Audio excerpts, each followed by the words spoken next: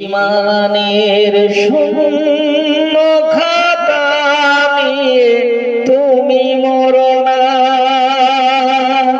কঠিন কিয়ামতের মাঠে বেউজ্জতি তোমাকে হতে হবে আল্লাহর সম্মুখে। সেদিন ছুটতে ছুটতে ক্লান্ত হবে, একটি নেকি তো কেউ না দেবে। কঠিন কিয়ামতের মাঠে আমলের শূন্য খাতা নিয়ে তুমি মরো না, নেকি আর প্রতি ওজন হবে ওই মিজানের পাল্লাতে।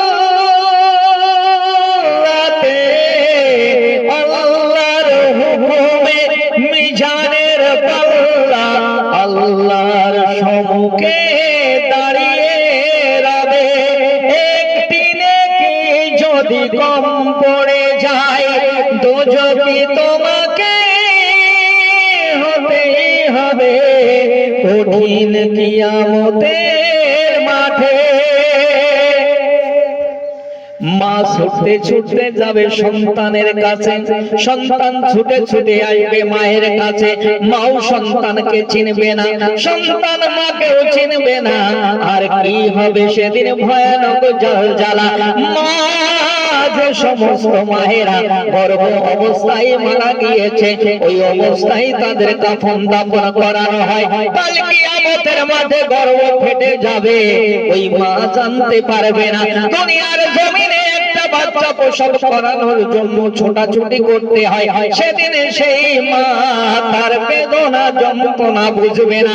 এত ভয়ানক জ্বালা হবে সেদিন কি হবে।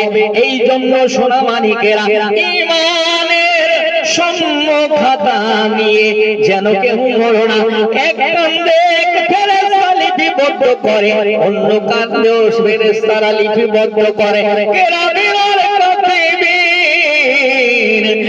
লিপিবদ্ধ করছে তোমার কতটা পাপ করেছো আর কত পুণ্য করেছো। কাল কিয়ামতের মাঠে খাতা আল্লাহ নিয়ে বিচার শুরু করে দেবে। নিজের আমল নামাটা নিজেই লিখতে হবে। কোরআনের ভিতরে আয়াতে এসেছে এ সোনা মানিকের সেদিন কি হবে কি হবে।